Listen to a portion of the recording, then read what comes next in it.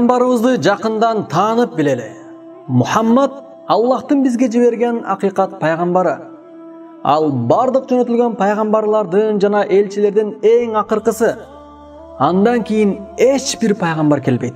Бул туурасында Аллах Таала ыйык Куранда айткан: "Ма кана Мухаммадун аба ахадин мин риджаликум, валакин расулаллахи ва хатаман набийин, ва кана Аллаху би кулли шайин алима." Мухаммад силердин араңардагы эч бир кишинин атасы эмес, бирок ал пайгамбарлардын эң акыркысы жана Аллахтын элчиси.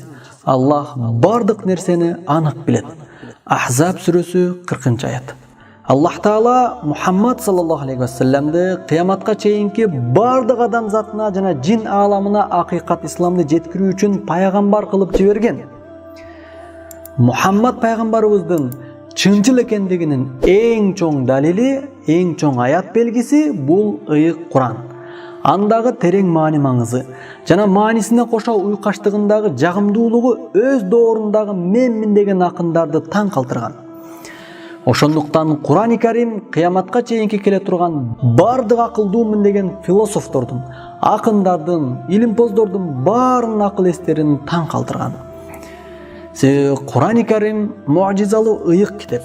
Эч бир жан Куран сыяктуу жеткиликтүү китепти эч качан келтире албайт. Мухаммад саллаллаху алейхи ва саллам энеден туулган бойдон эч бир окуу жайда жана эч кандай сабак берүүчү жерде окуп таалим алган эмес. Ал мурда китеп жазганды да, окуганды да билбеген. Пайгамбарыбызга пайгамбарлык милдети жүктөлгөн убакытта ага бардык илимди Аллах Таала үйрөткөн. Мына ошондуктан пайгамбарыбызды жакшы тааныгандардын бардыгы пайгамбарыбызга түшкөн ыйык Куран ал Аллахтын сөзү.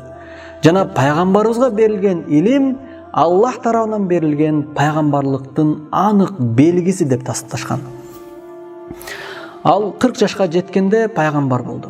Жана Аллах ага Жибрейил периште аркылуу аян кылып Куран түшүрдү. Аллах Таала пайгамбарыбызга кыямат күнү Кавсар көлүн берет. Анын үммөтү Адам атадан бери жашап өткөн бардык үммөттөрдүн эң акыркысы. Бирок бул үммөт ахиретте эң биринчи болуп тирилип, алгачкылардан болуп жаннатка пайгамбарыбыз менен бирге кирет. Мухаммад саллаллаху алейхи ва саллам бүткүл адамзатынан мурун эң биринчи болуп кабырдан тириле турган инсан. Жана бейиш эшигинин туткасын биринчи болуп кармап ачып кирет.